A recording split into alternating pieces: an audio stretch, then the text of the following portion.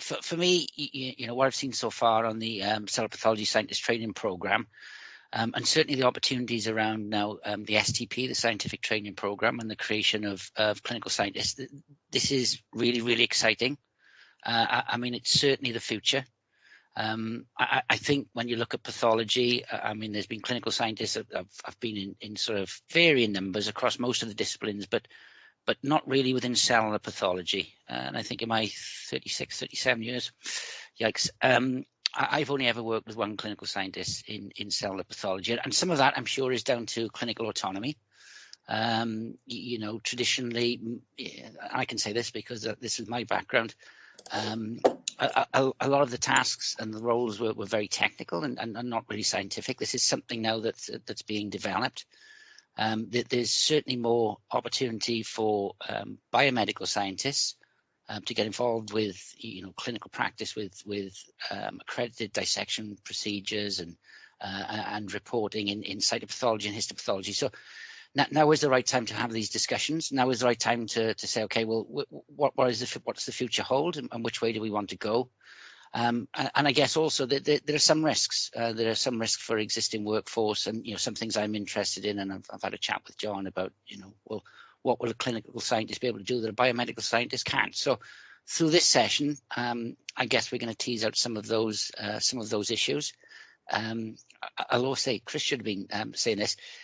I guess this will only work if it's interactive. I see there's a good spread of people from from a number of organisations and professions, which is really important because there are going to be professional boundaries in this. We can't shy away from it. This is going to change. This is going to require a change in practice and a change in behaviours. So I'm going to shut up now. I don't know if Chris, you want to say anything as well, Chris Morrell. Good afternoon. Yeah, I'm Chris Morrell, Director of Therapies and Health Science, and I probably want to echo everything Clive said. And Clive's professional background is cellular pathology. I by background am a biomedical scientist. I was worked in haematology and then jumped into the dark arts of biochemistry at some point. So blood science is probably where I've spent most of my time. And again, within biochemistry, clinical scientists are well accepted, that sort of cover a lot of that space between the clinical teams and the biomedical science team in terms of that. I think there's a huge opportunity. When I was working in Welsh Government, I was very frustrated that the clinical scientist pathways weren't open for Cell Path, I would say, whereas, because there is a big gap in there. And I think in terms of advanced practice dissection, advanced practice reporting, clinical roles, working in MDTs and providing advice on that, I think there's a large way you can go there. So I really welcome this programme.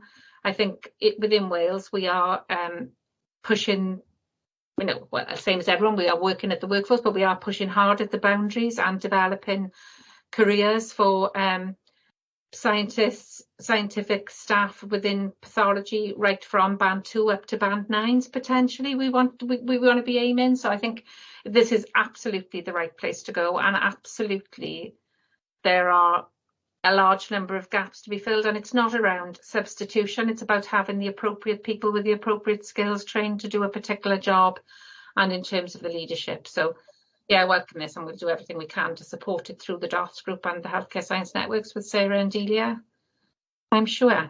So thank you. Thank you, Chris. That's fantastic. And thank you, Clive. We've got Delia Ripley, Deputy Chief Scientific Officer, just to give the Welsh Government's perspective on the cellular pathology scientific training programme. Thank you, Dee. Yeah, and thank you very much for the invitation. I'm Dr. Dee Ripley. I'm the Deputy Chief Scientific Advisor for Health in Welsh Government. And I'm absolutely delighted to be here today, really to discuss the recent developments in the scientific training programme for histopathology. I echo what Chris and Clive has said. This has been long awaited. But I'm excited not only because, we're understanding the vision and direction of travel and, future opportunities for our healthcare scientists and how the education and training is evolving, but also really key to explore what opportunity this gives us here in NHS Wales. So Just to give a little bit of background, which I'm sure you're all well aware of, as we know across NHS Wales, we've got huge pressures in many of our scientific disciplines, and this is further compounded by the fact that there are some pressures within the medical professions which impact as well. So I think it's really important that we take this opportunity and also embrace the document that was written back in 2018 by Welsh Government, and that's the Healthcare Science Looking Forward strategy. Now, that Welsh Government strategy really sets out the vision and how it intends to take healthcare science into the future. It also discusses in that strategy some of the problems that we're facing, and also talks about how to overcome some of those service challenges. And central to that is a workforce element. So I think there's a big reflection of the fact that our workforce is the key. They're our main asset. And so making sure that we have clear career routes for progression and we strengthen the career framework is really important. Not only is it important because, we must have that progression route for our healthcare scientists to enable mobility, but also because it gives retention and recruitment issues that we're currently struggling. By developing our workforce and having that clear route to progression, hopefully will inspire others to come and join onto that career route. Not only that, but that goes hand in hand with making sure that we embrace any opportunities to develop exciting roles and opportunities for healthcare scientists, ones where healthcare scientists can take up strategic and high-level leadership roles in the NHS, like the development of the consultant clinical scientist roles, for example. So just to say, I'm very much for this, for developing our workforce. I'm really looking forward to hearing discussions today and seeing where we can benefit here in Wales. I think this has tremendous opportunities for us, not only in terms of service delivery and building our workforce for the future, but also hopefully giving inspiration and ambition for our workforce of the future.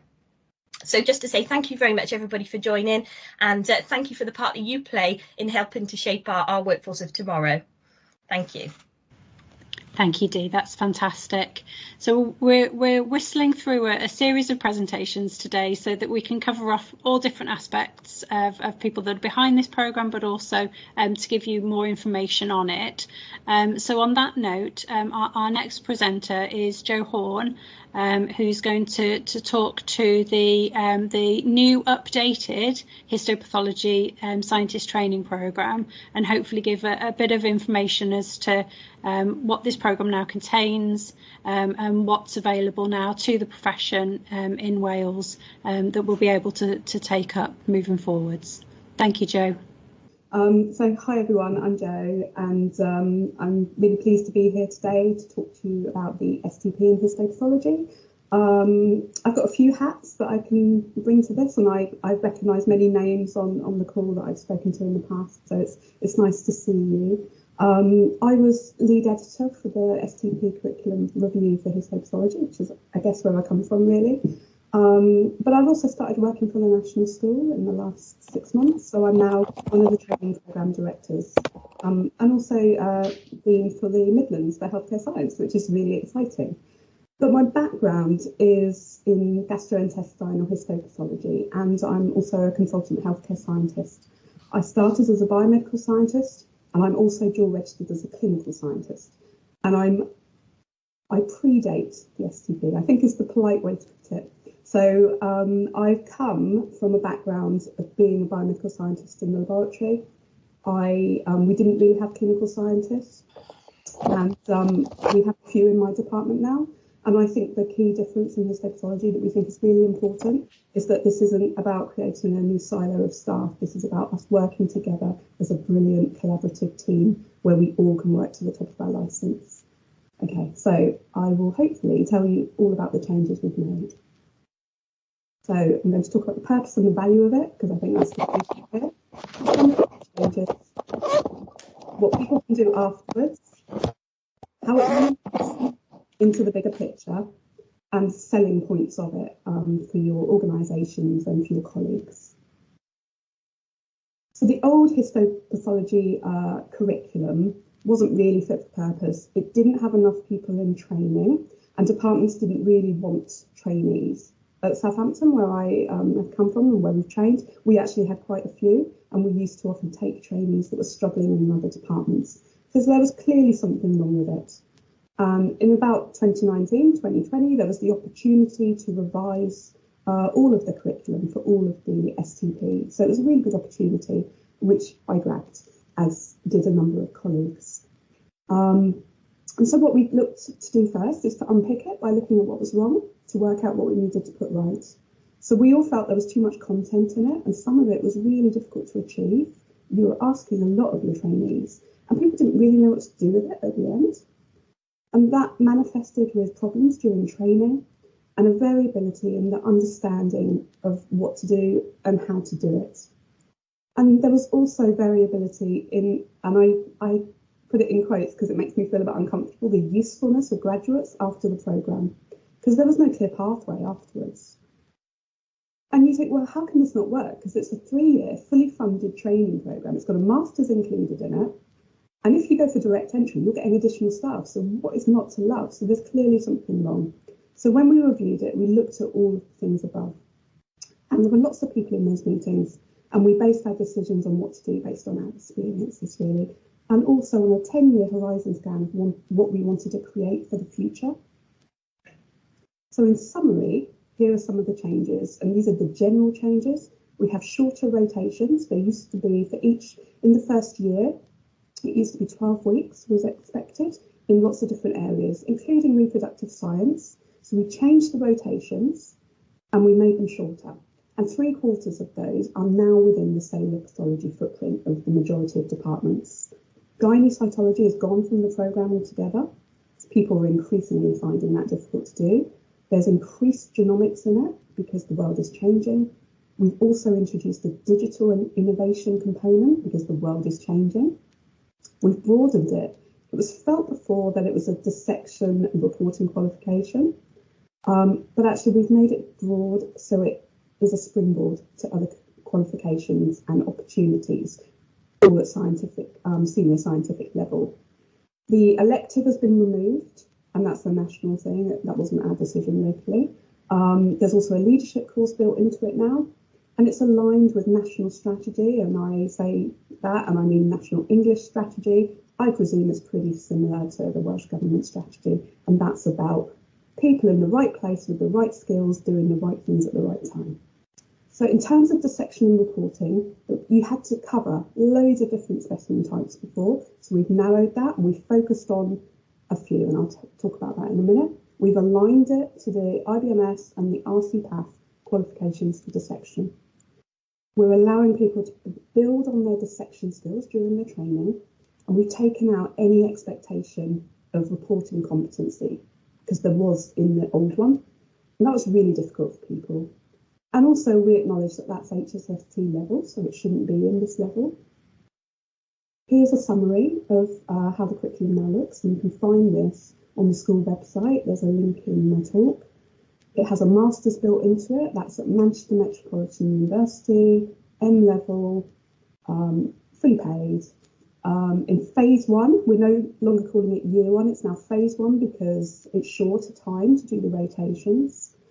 There is an introduction to histopathology in Southampton. It's about 6 weeks. It can be between 4 to 8 weeks, so you can see how much shorter it is. An introduction to histo, like anyone coming into a histo lab would have. There's an introduction to diagnostic cytopathology. There's an introduction to cancer genomics, and there's an introduction to digital data and technology in cellular pathology. The last one there is quite broad and high level, and it enables you to be able to pick that up and do the competencies, whether you work in a small DGH or whether you work in a big tertiary centre like Southampton. The cancer genomics one is the only one that people would usually do outside of the cellular pathology footprint, so it's more achievable, we hope. In phase 2 and phase 3, we build the section and other skills, and I'll talk about each of these individually quickly. So here's a summary of the rotations. If you want to host a trainee, you need a training plan when you're going through accreditation. And the school have recently updated all the accreditation and documentation that's required. There's really good information on the website. And, I'm really happy to support anyone because I've actually just been through the accreditation for Southampton histopathology. So I've lived it from the other side as well. So in phase 2, if we're talking about benign non-malignant dissection, what we've done is we've moved it to 5 tighter specialisms, and that's skin, GI, gynae, urology and breast, which we called the big 5, because no matter where you work, you should be able to access those specimens. In phase 2, it is category B and C focused, so it's the simple dissection. And we would expect really that people will be able to get local competency sign off. I'll come back to the bottom point later on. So I'm trying not to answer the questions. It's really difficult. I'm focused, Joe. And basically in Southampton, for example, we've actually asked for STPs this year. We have a standard scientist training programme for dissection. It doesn't matter whether you're a biomedical scientist or a clinical scientist coming into that. You're a scientist, you get the same training. It doesn't matter. So it doesn't take training away from anybody. It just gives more people to train. Pathological basis of disease is similar to the previous model. It's very much about the theory and practice behind histopathology. It's usually completed in the main laboratory areas via rotations into areas such as special stains, for example. And it builds on the first phase where you're learning about histopathology. And then when you get to phase 3, we build on malignant dissection, sticking to the same 5 big specialisms. That should say category D twin specimens. I've just seen an error in that. And again, you should get exposure to all of those specimen types. And you don't need to do the whole range, because I know you have a split of what types of cancer specimens are done in different sites, but also the move towards networks. There should be more opportunity to be able to fulfil those. Now, I've written local competency sign-off because that was one of the things we really thought about. We know there's variability in what people are, and I hate the term, allowed to do within different organisations in terms of the capacity and what you are allowed to do in terms of specimen dissection as a scientist. So we've made it for malignant, you don't have to be signed off as locally competent. This is about an introduction to it. For the simple one that you do in the previous year, we would expect really people to be signed off locally and competent for that, and I'll tell you why in a minute. Phase 3 rotation, we also have specialist histopathology, and we've put in more focus on service management. So this is again completed in the main laboratory areas and in immunohistochemistry, and it introduces quality in laboratory management. We have specialist IHC and molecular pathology. Now you've got molecular pathology filtering all the way through the STP, but there's a real focus on it again in the 3rd phase. This builds on what's already been learned in the IHC modules and the cancer genomics rotation in phase 1. And it also builds on other molecular pathology that you've done over the past 2 years. And the key thing it does is it introduces clinical testing and interpretation. So the purpose in the new STP is to provide a broader brush and a springboard into specialist roles within cellular pathology. It don't necessarily need to be dissection reporting, but it can be, and it might well be. But it can also be lots of other areas. So it really depends what you want to develop in terms of your service. In the light blue boxes at the top, it says, what can graduates do afterwards? There's all of these sort of options that people can do. I've put the National Skill HSST in grey because it's not developed yet. It doesn't currently exist in histopathology. People can do it in acquired pathology of acquired disease, I think it's called. So that a genomics type HSST does exist, and you can do that. I know someone working in a histopathology lab that is doing that HSST. It really depends on your service. So one of the things I was thinking is, how can I add value and tell you how this can help you? So you might say, what's the immediate value of an STP graduate? They should have 2 years simple dissection experience at DEP level by the time they finish the programme. And that's what you need if you're just doing the DEP separately to this before you can put the portfolio in and sit the exam. So as long as the person is included in the training and doesn't just do simple dissection when they're doing the module, they'll have 2 years experience. They won't be doing it all the time, but for example, when we have people training, they might do 1 or 2 sessions a week. So it's little and often. They also should have 1 year's complex dissection experience, or at least an introduction to it, which is ASD level. And really the key is to get these embedded into phase 2 and 3. So you have someone who is, I hate it, but useful at the end. They should also gain experience in the main lab, in immuno, in molecular pathology, and in management and leadership.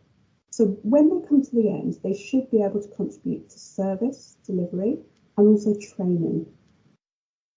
And the key, I think, personally, is having a good training plan and actually thinking about your advanced workforce planning. So asking yourself the question now, what do you want to do at the end of it? What's the purpose of this? How do you want to make that person useful at the end of it?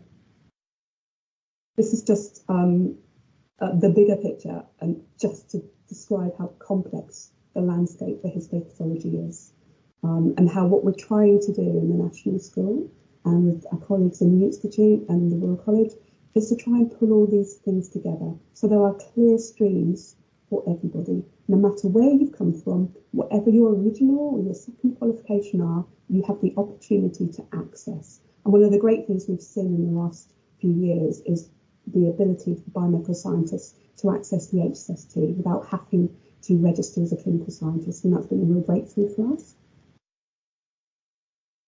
So you might ask, how does the STP fit into the big picture? So you've got that 2 years of simple dissection. You'd expect them to have local competence and signed off. What we've done is we've mapped it so it fits alongside the DEP from the IBNS from the ASPE-PAS.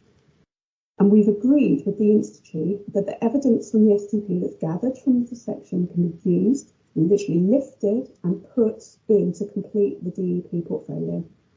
And we've agreed that this can be submitted in the same year that someone completes the STP. So there shouldn't be a requirement for that person to do 2 additional years of dissection training before being able to sit the DEP. And for example, if you had a new trainee this year, start in September, they'd complete the programme, they went straight through it in early summer 2025, they could apply for the DEP portfolio. They've been collecting the evidence in phases 2 and 3. They could submit that at the same time, come out of the STP, and then hopefully sit the DEP exam in about November of the same year. I've put HSST and modular reporting in a lighter colour because they're not developed, but I know there's work going on. And after they've done the DEP, they could go on and do the ASD intersection. They could go on and do the full reporting programme.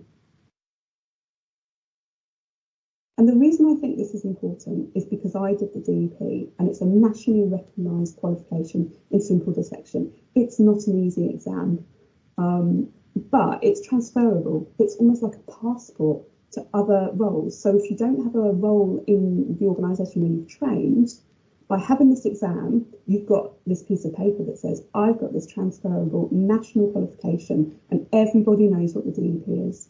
And it's also really good grounding for the reporting programme, because the reporting programme has dissection in it. And if you haven't done the DEP and got that depth of knowledge, you've then got to do that while you're also learning reporting. So from experience, I was really glad I had the DEP when I started reporting, but there were also people in that group that came from management backgrounds. They didn't do the DEP and they passed as well. And also people that have come from a cytology background don't do the DEP and they've passed. So there are opportunities, and I would say here's another option. So an STP starting this year, completing summer 2025, they could go straight to the reporting programme. So basically you've got 1, 2, 3 plus 5, 8 years to consultant potentially if you go straight through. Took me a lot longer, but it was tricky. I was in the pilot group and we were developing the qualifications and the documentation as we went along. So who's it for? It's for graduates with a life science BSc degree, 2-1 or above. If they've got a master's in a similar subject, you can go in for a 2-2. It's for hospital staff that might be working as associate practitioners if they've got the right degree. Don't need to be HCPC registered to apply. You don't need prior experience in histopathology. It's for departments that want to develop their workforce. It's fully funded, supernumerary pathways. It's protected training time for people. It's a really good way to transform and modernise the workforce and to build a more sustainable workforce. It absolutely is not a replacement for biomedical scientists and the DEP and the IBMS qualifications. I tell you that from experience because I'm a biomedical scientist. And I'm really proud of where I've come from, and I'm really proud of my colleagues in my workforce. And the thing I want to do is create opportunities for everybody, regardless of what your label is. It's really good if you want to maintain and improve your turnaround times and increase opportunities for innovation. But fundamentally, if you want to save money as well, if you're spending money on outsourcing, it's a really good way to get it all back in-house. So here are some of the benefits that I talked about. You know, it's really good for building the morale amongst your existing staff as well. So in Southampton, we've put in for 4 places this year, 2 direct entry because we want to grow a bigger workforce. We've also put in for 2 in service because we think that's really important to give opportunities to our existing workforce. It's a really good opportunity for workforce transformation and for staff to work at the top of their licence, which I think is really important as scientists, that we have opportunities alongside all our other multi-professional colleagues to do the same thing. And I like to leave this slide in because I say to everyone I talk to about histopathology STP, what would you like to grow in the next 3 years? If it's any of these things, please consider it. Welcome, Rando. Any questions? Thank you, Jo. That's fantastic. Were there any questions in the chat that you wanted to particularly pick up now? We can have a bit more of a question and answer session at the end, but if there are any questions that you think in the chat, Jo, that you'd like to answer now that relate to your, and I think Chris has got a question as well. Mine's a comment. It's really lovely to see you, Jo. Number one, I think the last time we talked about this was a dream. And I was frustrated about the lack of an STP programme for Cell Path. And at that point you said, there's something very close in the air with the suggestions, and I was delighted to see it. So I thank you for all the hard work you've done. I think in terms of the fully funded bit, I suppose for Wales, and I suppose this is for Sarah and Jo particularly, and we'll pick it up, but it's directly relevant to this. I'm assuming and Chrissy Lowe, I assume we'll be going through the commissioning route for this for STPs along with the rest of our. Okay, lovely, thank you. That's all. I say it's not for this year then. It's for the commissioning round going in now. No, we've actually got opportunities for this year. So Chris is going to talk. Is it on the grid, or do we know that? Because I say because we're completing those now. Yeah. Okay. Lovely. Thanks. Yeah. So we'll be having Chrissy Love is going to talk to the commissioning direction and what services need to do. Feeling inspired at this moment, moving forwards. Definitely. Yeah, that's fantastic. I can answer Jason's question really quickly. Postmortems. Yeah, that'd be great. Thank you, Jo. That's the quick answer to that. I knew you'd say that. Yeah. That's fantastic. So we've got, thank you, Jo. That's really, really helpful. And Jo will be staying on for the question and answers at the end. So we've asked Rebecca Hopes to just speak for a couple of moments from her experiences of starting off new trainees on STPs in other areas, just to hopefully give you a little bit of sense of what it's like to get started when you've not previously had STPs in your department before.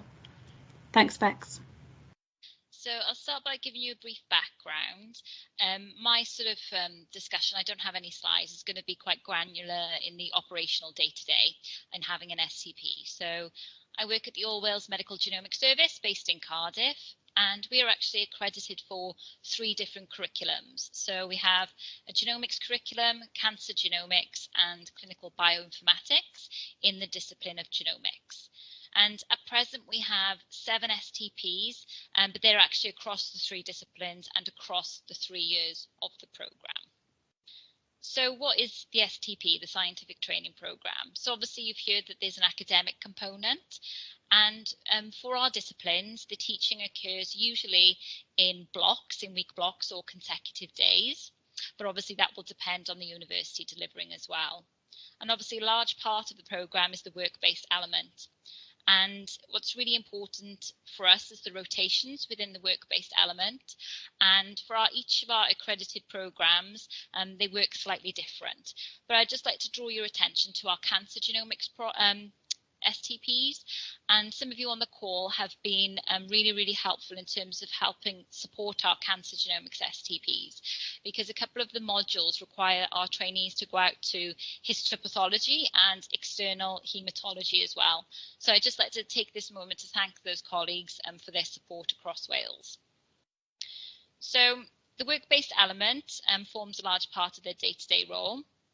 And obviously, trainees have a number of competencies and they need to gather evidence to be able to submit that. So you're probably thinking, how does that work? Well, the National School supplies you with an online platform in which trainees will use, which is called OneFile, and they'll submit that work to the assessors in the workplace to then assess appropriately and feedback and or sign off. It's a little bit daunting at first, but there's lots of resources out there, and it's quite an easy and sort of nice platform to look at as well.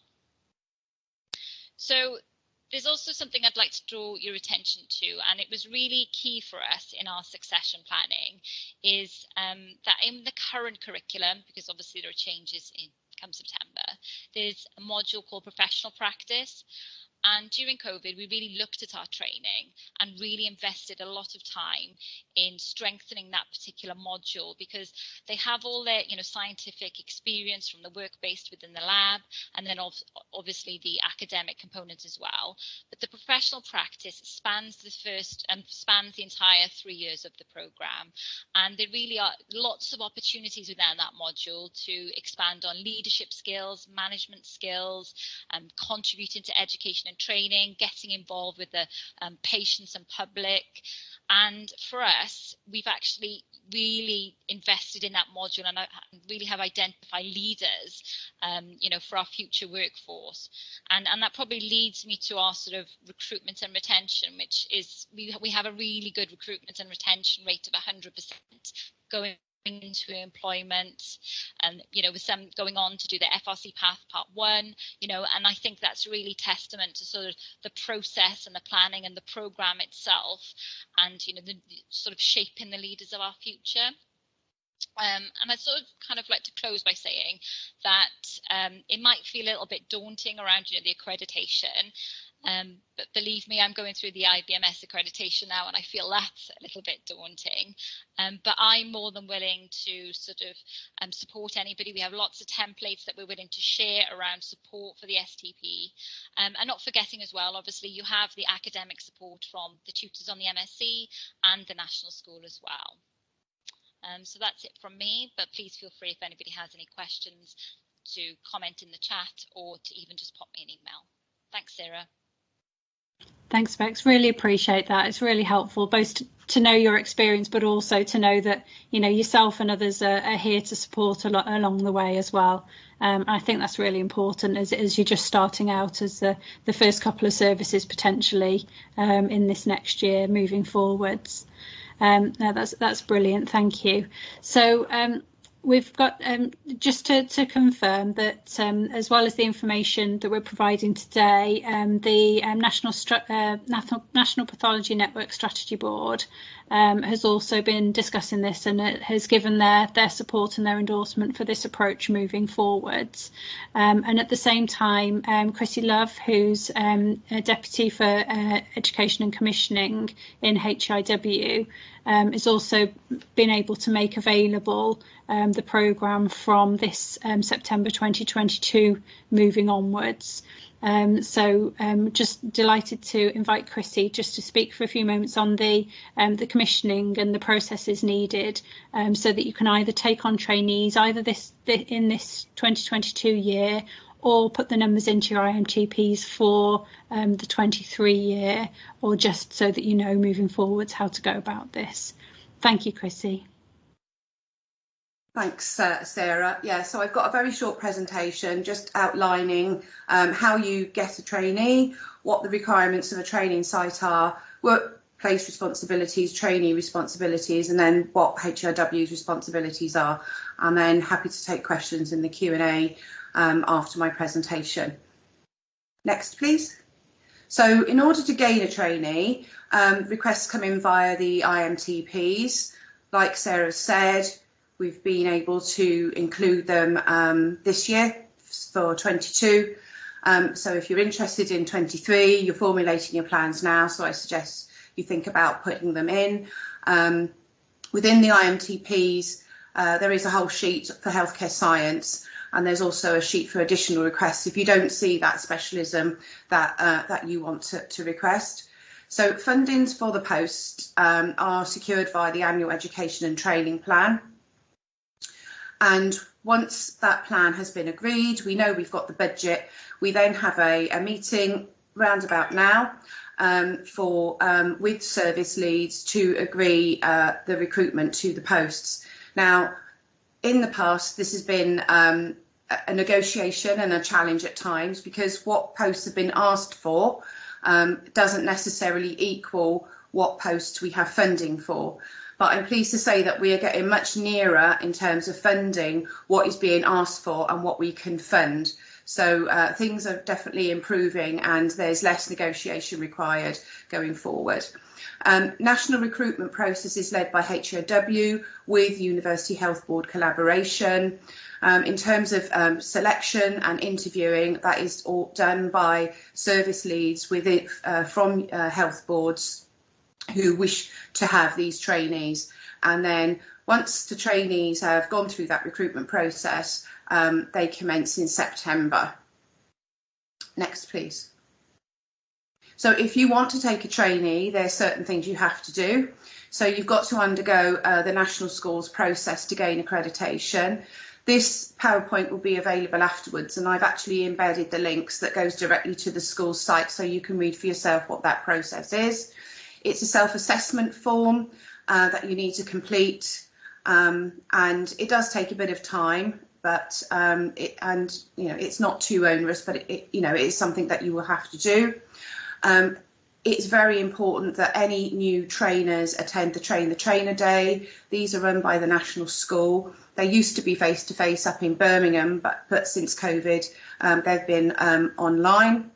It's really important that both the trainer and the trainee know what's expected of both of them, and who's responsible for what with regards to the different aspects of the programme. Within the training area, the training site, there's various roles required.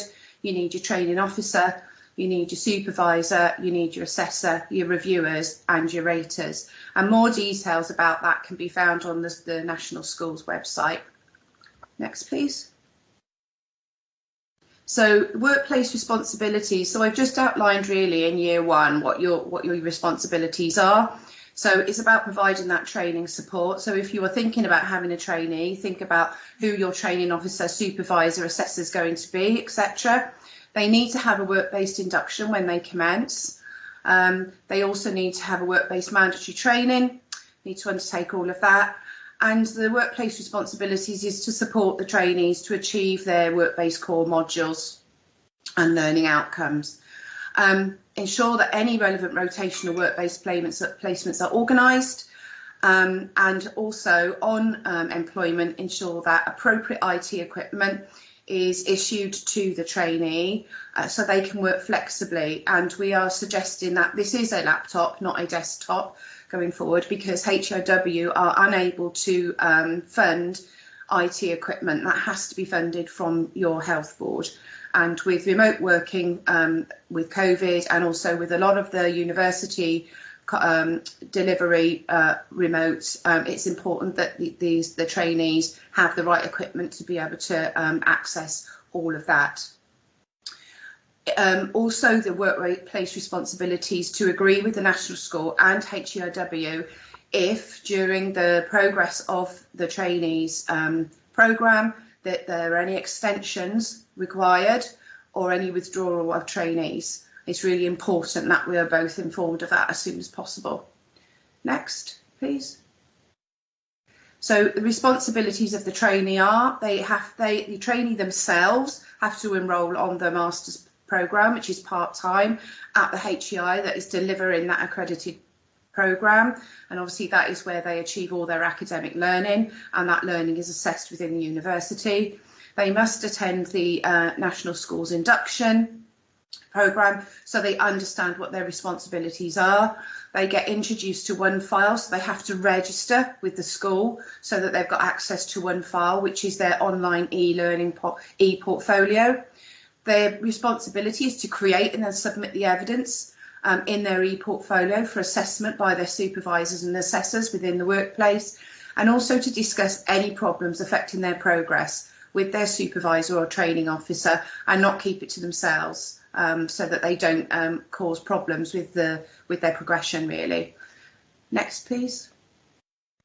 So responsibilities from HERW are that we fund the MSc fees.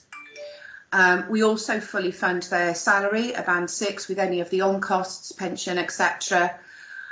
We also provide access to additional training grants to support the achievement of learning outcomes that could be difficult to achieve within the place that they're hosted or within Wales, because we recognise that there are services that Wales buy in. We also are involved in all the non-compliance and non-progression reviews that are run by the school.